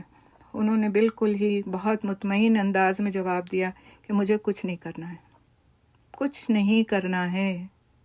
میں نے اس گھر میں رہ کر سال بھر دیکھ لیا کہ مجھے کیا کرنا ہے، میں نے اپنے لیے سبق خود لے لیے ہیں، لہٰذا مجھے کچھ نہیں کرنا، مجھے وہ کچھ نہیں کرنا جو میں کرتی رہی ہوں۔ مجھے اندازہ ہو گیا کہ میں ایک غلط راستے پر چل رہی تھی اور اب مجھے کون سا راستہ اختیار کرنا ہے۔ تو انہوں نے اپنی خدمت سے، اپنے اخلاق سے، اپنے طور طریقوں سے، اپنی نرمیوں سے ان کے دل کو جیت لیا۔ تو بات ساری یہ ہے کہ ہمارے اندر حکمت کتنی ہے کہ ہم دوسروں تک اپنی بات کو پہنچائیں، اور اگر اس حکمت کے باوجود کوئی ہماری باتوں کو نہیں سمجھنا چاہتا تو یہ اس کا اپنا نصیب ہے، پھر اس کے لیے صرف اور صرف ہدایت کی دعا کرنا چاہیے۔ ہر حال میں ہدایت کی دعا تو ہمیں آپس میں ایک دوسرے کے لیے مانگنا ہی چاہیے، اور یہی ہمیں ہمارے صحابہ کرام کی زندگیاں سکھاتی ہیں، ہمارے رسول کی زندگی سکھاتی ہے، اور سیرت پڑھنے کا ایک بہت بڑا مقصد یہی ہے کہ ہم ان سے ان باتوں کو سیکھیں۔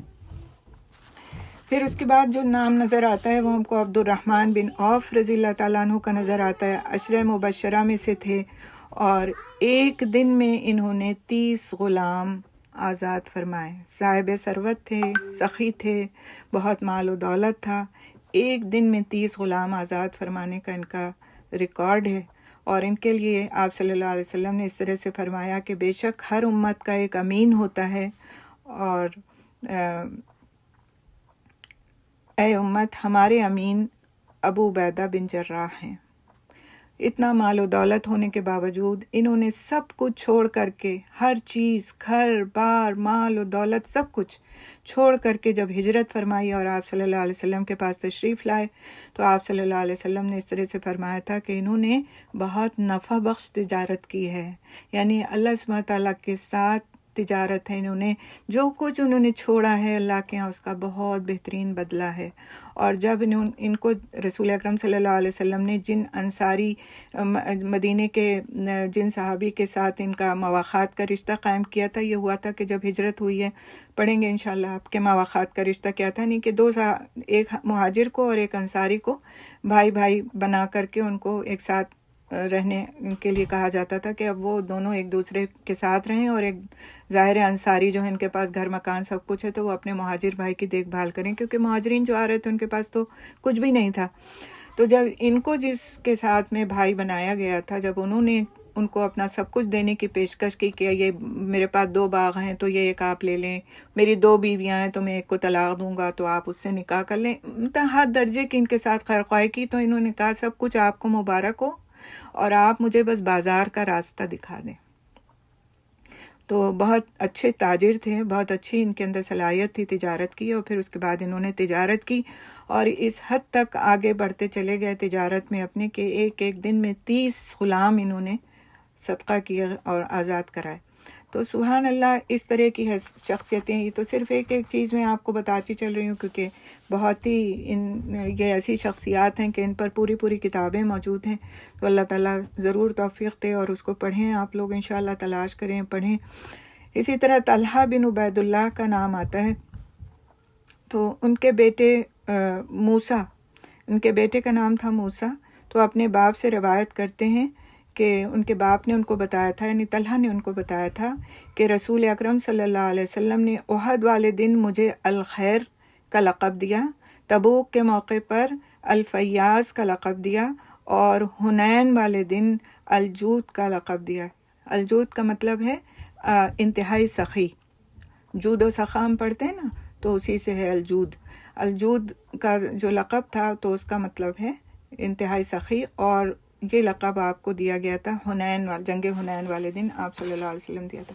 تو اس طرح نظر آتا ہے کہ حضرت طلحہ بن عبید اللہ بھی جو تھے بہت زیادہ سخاوت کرنے والے اور نبی صلی اللہ علیہ وسلم کے بہت مقرب صحابیوں میں سے تھے، اور یہ وہ لوگ ہیں جن کو جنت کی بشارت دنیا میں دے دی گئی تھی۔ تو سبحان اللہ، یہ 5 لوگوں کے نام آتے ہیں یہاں پر، اور پھر ہاں زبیر بن عوام کا نام غالباً مجھ سے چھوٹ گیا ہے، زبیر بن عوام، جی زبیر بن عوام جو تھے یہ بھی بہت ہی جری اور نڈر صحابی تھے، آپ صلی اللہ علیہ وسلم کے رشتے اور آپ کے خاندان سے تھے، قریشی تھے، اور بہت زیادہ بڑھ کر کے جنگوں میں انہوں نے حصہ لیا اور بہت زیادہ بہادری کے اپنے جوہر دکھائے۔ الحمدللہ، اس سے آگے ہم چلتے ہیں، آپ کے پیج نمبر 70 پر ہی اسی پیراگراف کی 1-2 لائنیں باقی ہیں، اور اس کے بعد پھر ہم انشاءاللہ آگے چلیں گے۔ ان سب کو ابو بکر رضی اللہ تعالیٰ عنہ نے اسلام کی حقیقت سے آگاہ کیا اور انہیں نبی صلی اللہ علیہ وسلم کے پاس لے آئے، تو ان سب نے اسلام قبول کر لیا۔ ان کے بعد مندرجہ ذیل افراد نے اسلام قبول کیا۔ اب کچھ اور نام ہیں کچھ صحابہ کرام کے جنہوں نے ان 5 کے بعد اسلام قبول کیا۔ ان میں کون کون ہیں؟ امین الامت ابو عبیدہ عامر بن جراح، ابو سلمہ بن عبد الاسد، ان کی بیوی ام سلمہ۔ غور کرتے جائیے گا کہ عورتیں بھی ساتھ ساتھ ہیں، ایسا نہیں کہ صرف مردوں نے ہی آگے بڑھ کے قبول کیا، اور خوش ہوتے جائیے کہ ہم جیسی عورتیں بھی تھیں اس دور میں جنہوں نے بڑھ کر کے اسلام کو قبول کیا۔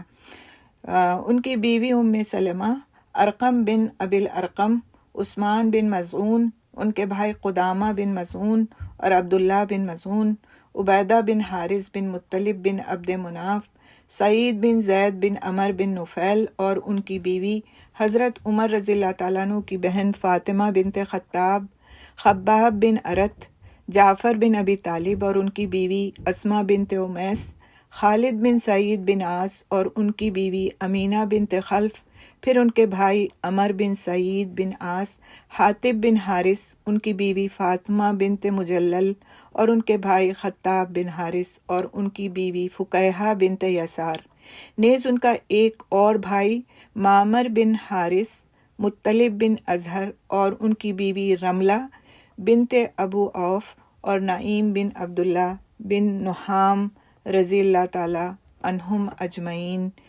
یہ سارے لوگ تھے جو اولین درجے میں ایمان لائے، سابقون الاولون تھے یہ لوگ۔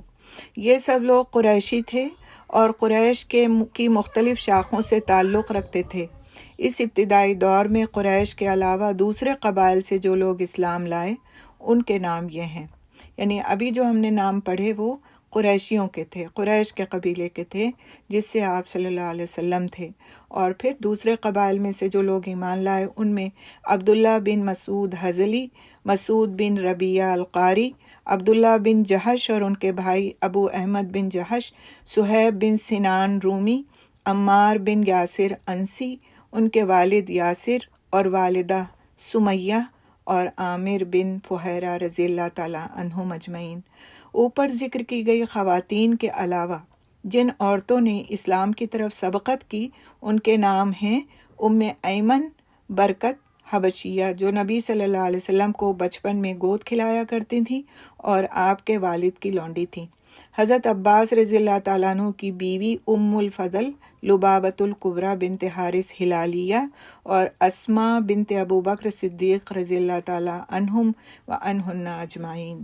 یہ لوگ اور ان کے ساتھ مزید جو لوگ اسلام لائے انہیں سابقین اولین کہا جاتا ہے۔ اب آپ سے کوئی پوچھے کہ سابقین اولین کون ہیں تو آپ کو معلوم ہونا چاہیے کہ یہ وہ لوگ ہیں جو سب سے پہلے ایمان لانے والے ہیں۔ سابق کا مطلب کیا ہوتا ہے کہ سب سے پہلا، سبقت کرنے والا، آگے جانے والا، آگے نکلنے والا۔ تلاش اور جستجو سے معلوم ہوتا ہے کہ جن کو قدیم الاسلام یا سابقین الاولین کہا گیا ہے ان کی تعداد تقریباً 130 تک پہنچ جاتی ہے، یعنی جو سب سے پہلے لوگ ایمان لائے ان کی تعداد کو 130 تک بتایا جاتا ہے، لیکن ان میں سے ہر ایک کے اسلام لانے کا وقت ٹھیک معلوم نہیں ہو سکا۔ غالباً اس میں ایسے صحابہ بھی ہیں جنہوں نے کھلم کھلا اسلام کی دعوت شروع ہونے کے بعد اسلام قبول کیا تھا، یعنی جب بعد میں تبلیغ کی گئی۔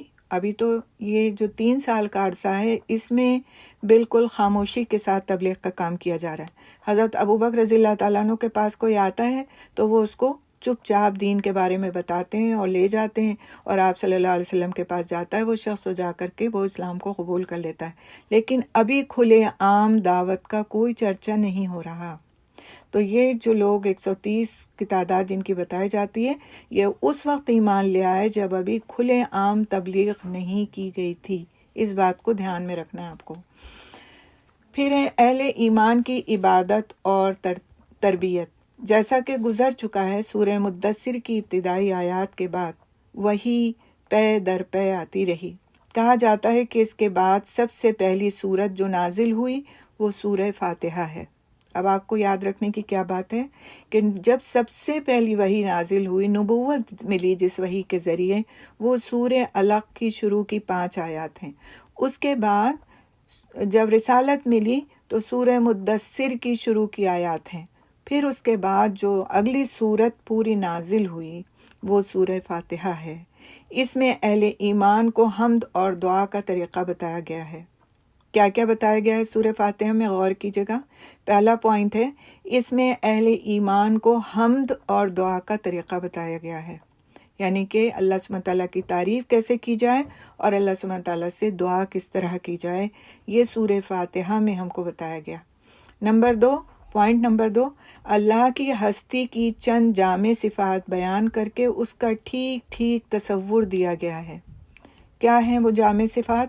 جب ہم کہتے ہیں الحمدللہ رب العالمین، یعنی اللہ سبحانہ تعالیٰ تمام عالم کا رب ہے۔ الرحمن الرحیم، اور پھر وہ کیا ہے؟ رحمان بھی ہے، وہ رحیم بھی ہے۔ مالک یوم الدین، اور وہ قیامت کے دن کا مالک ہے۔ تو اللہ سبحانہ تعالیٰ کی جو صفات ہیں، جامع صفات، ان کو بیان کر کے اس کا ٹھیک ٹھیک تصور دیا گیا ہے کہ تمہارا رب کون ہے اور کیسا ہے۔ اور پھر یہ بھی سمجھا دیا گیا ہے، تیسرا پوائنٹ، اور یہ بھی سمجھا دیا گیا ہے کہ اس دنیا میں اچھے یا برے جیسے کام کرو گے ٹھیک ویسا ہی نتیجہ اور بدلہ پاؤ گے۔ چوتھا پوائنٹ کیا ہے کہ یہ بدلہ آگے ایک دوسری دنیا میں ملے گا، اسی دنیا میں نہیں مل جائے گا سب کچھ، بلکہ آگے اگلی دنیا میں ملے گا۔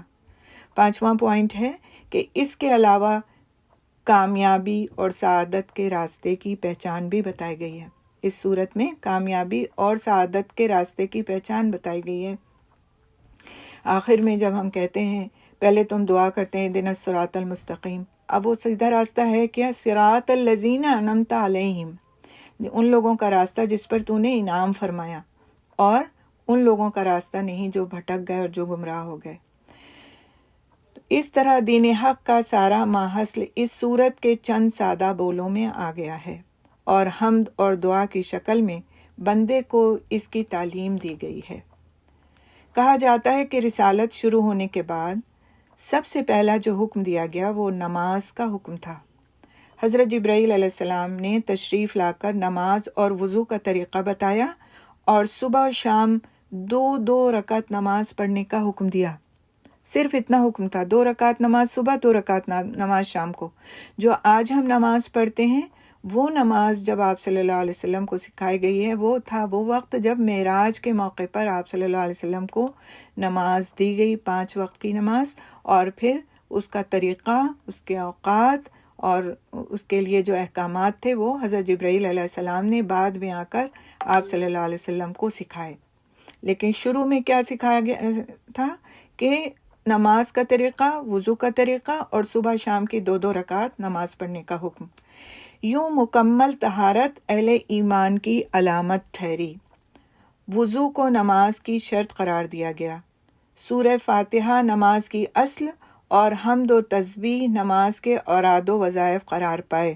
غور سے دیکھیے کیا کیا چیزیں ہیں، تھوڑا سا ٹائم آج اوپر ہو جائے گا لیکن اس لیسن کو ہم کمپلیٹ کریں گے۔ تو سب سے پہلی بات کیا تھی کہ نماز ایمان کی علامت کیا چیز ٹھہری؟ طہارت۔ طہارت یعنی پاکی۔ تو پاکی بہت اہم چیز ہے، طہارت بہت اہم چیز ہے، اور یہ نماز کے لیے علامت ہے، اہل ایمان کی علامت۔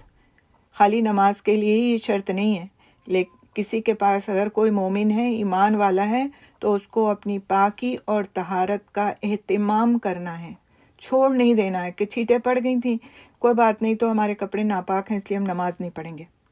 نماز چھوڑ دیں گے لیکن کپڑے چینج نہیں کریں گے، یا یہ نہیں کریں گے کہ اتنا حصہ ہم پکڑ کے دھو لیں جہاں پہ ہم کو چھینٹیں پڑنے کا احتمال ہے، اور ہم پاک کر لیں، اور پاک ہو کر کے تو ہم اپنی نماز کا وقت نہ جانے دیں، اور ہم نماز سے کم از کم اپنے آپ کو غافل نہ کریں۔ تو طہارت جو ہے وہ مومن کی شان ہے۔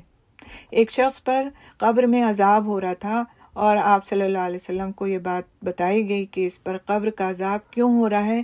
اس لیے ایک چیز جو اس میں سے بتائی گئی وہ یہ تھی کہ وہ پیشاب کی چھینٹوں سے نہیں بچتا تھا، چھینٹیں پڑ جاتی تھیں۔ تو یہ کوئی جواز نہیں ہے کہ چھینٹیں پڑ گئی ہیں تو ہم نماز چھوڑ دیں گے، یا پھر ہم ایسے ہی رہنے دیں گے کیونکہ ہمارے بچے چھوٹے ہیں اور ہم نہیں رکھ سکتے پاکی صفائی۔ نہیں، ہمیں کرنا ہے، دھونا ہے۔ آخر ہم کسی کے بھی سامنے جائیں گے تو کیا ہم اسی طرح چلے جائیں گے؟ پھر ہم اللہ سبحانہ تعالیٰ کے سامنے جانے کے لیے اپنی تیاری کیوں نہیں کریں گے؟ تو طہارت ایمان کا حصہ ہے، اور یہ اس کو کس طرح کرنا ہے، کیسے کرنا ہے، اور کیا اس کے طریقے ہیں، اس کو سمجھنے اور پڑھنے کی ضرورت ہے۔ وضو کو نماز کی شرط قرار دیا گیا ہے۔ اگر وضو نہیں ہے تو نماز نہیں ہے، لہٰذا وضو ضروری ہے نماز کے لیے۔ اگر شک ہے کہ ہے وضو یا نہیں ہے تو بہتر صورت یہی ہے کہ آپ وضو کو کر لیں اور دوبارہ دہرا لیں۔ ہاں، ایک وضو سے کئی نمازوں کو پڑھا جا سکتا ہے اگر وضو برقرار ہے، تو ہر نماز کے لیے اگر آدمی نہ بھی چاہے تو 2 نمازیں، 3 نمازیں، جتنی نمازوں تک اس کا وضو رہتا ہے۔ جیسے ہمارے یہاں ہے کہ نمازوں کا وقت بہت جلدی جلدی سردیوں میں ہو جاتا ہے اور شدید سردیاں بھی ہوتی، تو ایک نماز اگر ہم نے ظہر پڑھی ہے، مثال کے طور پر ہمارے یہاں ظہر 12 بجے ہو جاتی، 2:30 بجے عصر ہو جاتی، 4:30 بجے مغرب ہو جاتی، تو بعض وقت بہت سے لوگ 4 साढ़े 4 घंटे तक कि उनको नहीं हाजत होती जाने की वाश रूम वगैरह, और रख सकते हैं वो अपना वज़ू, तो कोई हर्ज की बात नहीं कि वो अपनी 3 नमाज़ें इकट्ठा पढ़ लें। इकट्ठा का मतलब एक वज़ू से पढ़ लें, इकट्ठा नहीं बल्कि एक वज़ू से नमाज़ें पढ़ लें। तो अगर वज़ू बाकी है तब तो ठीक है, और अगर वज़ू टूट जाता है, तो अगर नमाज के दरमियान में भी टूट जाता है तो फिर वज़ू दोबारा करना और उस नमाज को फिर से पढ़ना ज़रूरी है। सूरह फातिहा नमाज की असल और हम्द व तस्बीह नमाज के औराद व वज़ाइफ करार पाए।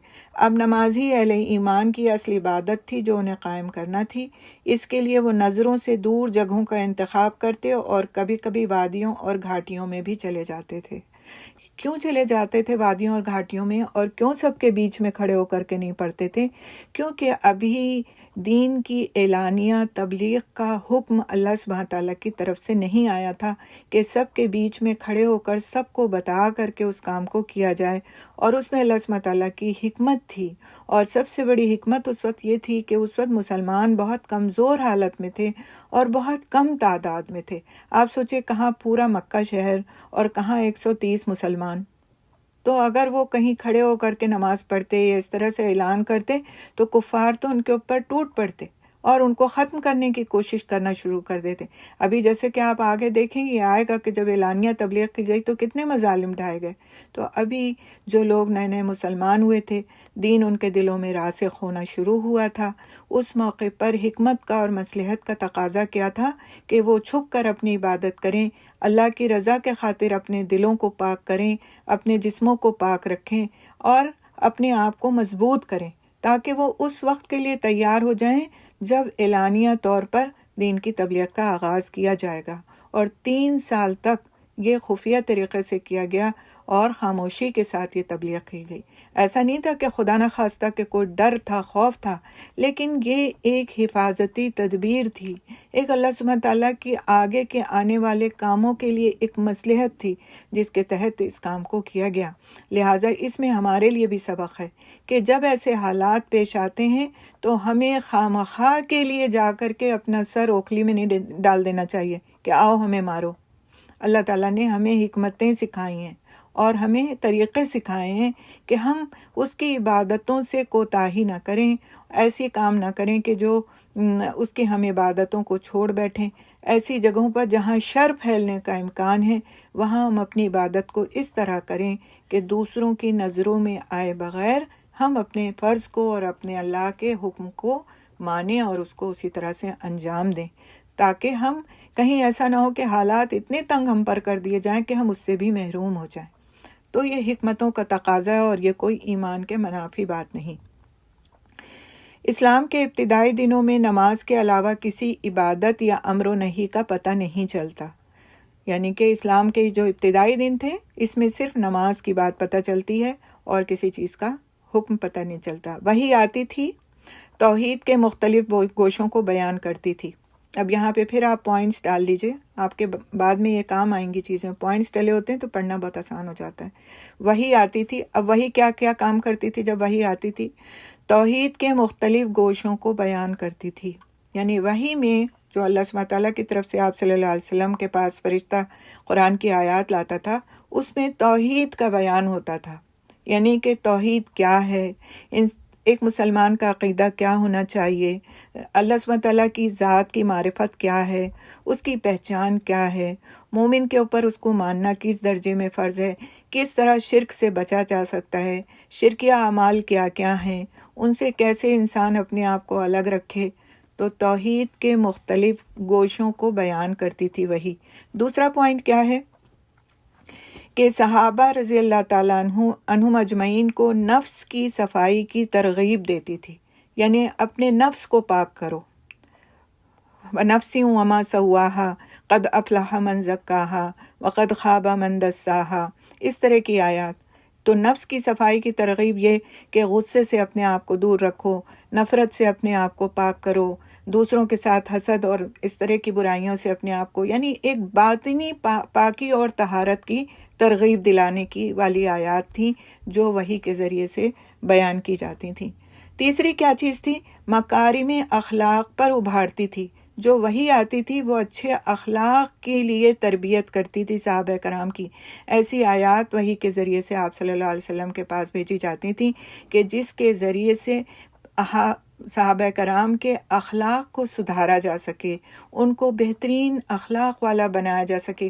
اب آپ دیکھیں یہ ساری تیاریاں ہو رہی ہیں، یہ ساری تیاریاں ہو رہی ہیں ایک پوری امت کو بنانے کے لیے، ایک ایسے عالمگیر مذہب کو وجود میں لانے کے لیے کہ جس کے لیے بنیاد کے طور پر اتنے مضبوط لوگوں کی ضرورت تھی، جو توحید میں پکے ہوں، جو اپنے نفس میں مطہر ہوں، پاک ہوں، صاف ہوں، اور جن کے اخلاق بہترین ہوں، جن کے اخلاق بہترین ہوں.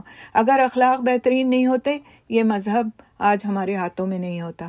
آپ دیکھیں اخلاق کے بہترین ہونے کا صرف ایک نمونہ حضرت علی رضی اللہ تعالیٰ عنہ کا واقعہ میں آپ کے سامنے رکھوں گی کہ جب جنگ میں حضرت علی رضی اللہ تعالیٰ عنہ نے ایک کافر کو پچھاڑ دیا اور اس کے سینے پر سوار ہو گئے اور قریب تھا کہ اس کی گردن اس کے سر سے، اس کے جسم سے الگ کر دیں، اس کی گردن مار دیں، اس وقت اس کافر نے حضرت علی رضی اللہ تعالیٰ عنہ کے چہرے اتھر پر تھوک دیا.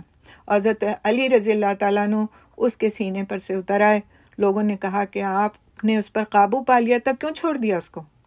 آپ حضرت علی رضی اللہ تعالیٰ عنہ نے فرمایا میں اللہ کے دین کے لیے لڑ رہا تھا اور اس کے لیے اس کو قتل کرنے جا رہا تھا، لیکن اب اگر میں اس کو قتل کرتا اس کے تھوکنے کے بعد تو گویا میں اپنے نفس کی تسکین کے لیے اس کو قتل کرتا، اپنا انتقام لیتا جو مجھے نہیں لینا. تو یہ تھا غصے پر قابو. اس درجے میں نفوس کی تیاری کی گئی تھی، اس درجے میں اخلاق سکھائے گئے تھے، اس درجے میں اخلاق میں پختہ کیا گیا تھا اس وقت پر جب دین کو چھپا کر کے عمل میں لایا جا رہا تھا. تو بسا اوقات کاموں کو چھپ کر کرنا، چھپ کر ان دا سینس صرف حکمت اور مصلحت کے تحت اپنے آپ کو پختہ کرنے کے لیے اپنی چیزوں کو سب سے بتا کر نہ کرنا، یہ بھی انسان کے لیے بہتری کا باعث ہوتا ہے. پھر کیا بیان کرتی تھی؟ چوتھا پوائنٹ ہے جنت اور جہنم کے حالات بیان کرتی تھی.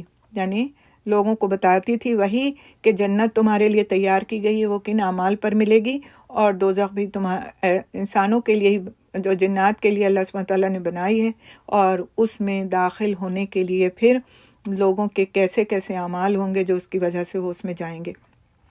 پانچواں پوائنٹ کیا ہے؟ ایسی زبردست نصیحتیں لے کر آتی تھی، یعنی وحی کے ذریعے سے ایسی زبردست نصیحتیں آتی تھیں کہ ان سے سینے کھل جاتے تھے اور روح کو غذا ملتی تھی. یعنی بالکل صاف باتیں واضح ہو کر کے سامنے آ جاتی تھیں.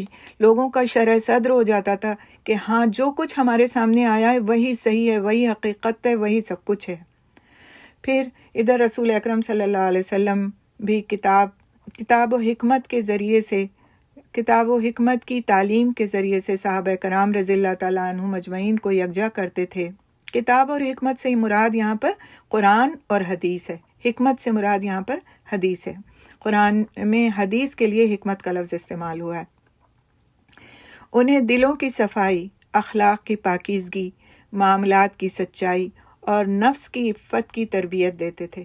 عفت یعنی پاکیزگی، نفس کی عفت کی تربیت دیتے، تاریکیوں سے نکال کر روشنی میں لاتے، صحیح راستہ بتاتے، اور اللہ کے دین کو مضبوطی سے پکڑنے، اس کی رسی کو اچھی طرح تھامنے اور اس کے معاملے میں ثابت قدم رہنے کی تلقین فرماتے تھے. تلقین یعنی ان کو اس بات کے لیے اچھی طرح سے سمجھاتے تھے سبق اور مثالوں کے ذریعے سے کہ پھر ان کا یقین پختہ ہو جاتا تھا اس بات پر.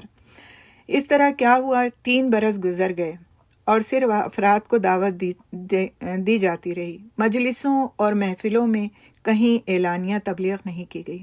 کلیئر ہو گئی یہ بات کہ مجلسوں اور محفلوں میں کہیں تبلیغ اعلانیہ نہیں کی گئی، صرف افراد کو دعوت دی جاتی رہی. لیکن قریش کو اس کا علم ہو گیا اور بعضوں نے اس پر تنکیر بھی کی. تنکیر کا مطلب کیا ہوتا ہے؟ نیگیٹو ریئیکشن کا اظہار بھی کیا. اہل ایمان پر کچھ زیادتیاں کی گئیں، تاہم عمومی طور پر یعنی جنرلی قریش نے اب تک اسے کوئی اہمیت نہیں دی تھی کہ جو کچھ ہو رہا ہے ایسے ہی ہو رہا ہے، کچھ لوگ کر رہے ہیں، کوئی بات نہیں، ہماری تو بڑی تعداد ہے. اسے کوئی اہمیت نہیں دی. ادھر نبی صلی اللہ علیہ وسلم نے بھی ان کے دین سے کوئی تعرض کیا، نہ ان کے معبودوں کے بارے میں کوئی بات کہی، یعنی ان کے دین کو کوئی انٹرپٹ نہیں کیا انہوں نے. آپ صلی اللہ علیہ وسلم نے جا کر کے کچھ نہیں چھیڑا، ان کو کچھ بھی نہیں کہا، کیونکہ ابھی اللہ سبحانہ تعالیٰ کی طرف سے اجازت نہیں آئی تھی. تو جس چیز کی اجازت دی گئی تھی بس اتنا ہی کرتے رہے، اور ان کے دین سے کوئی چھیڑ چھاڑ نہیں کی، نہ انہوں نے اس بات کو کوئی اہمیت دی. چند ایک لوگ تھے جنہوں نے اس بات کو اہمیت دی تھی اور انہوں نے تھوڑا بہت ایک پھنس کریٹ کیا، لیکن زیادہ تر ایک عام طور سے جو ماحول تھا وہ پرسکون تھا ابھی تک. اس کے بعد انشاءاللہ تعالی ہم نیکسٹ کلاس میں پڑھیں گے کہ اعلانیہ تبلیغ کس طرح سے اور کس وقت پہ شروع ہوئی، اور پھر اس کے بعد کیا ریئیکشن سامنے آئے. سبحان اللہ بحمدہ، سبحانک اللہم بحمدک، نشہد ان لا الہ الا انت، نستغفرک ونتوب الیک. اللہم صلی وسلم بارک علی نبینا محمد صلی اللہ علیہ وسلم.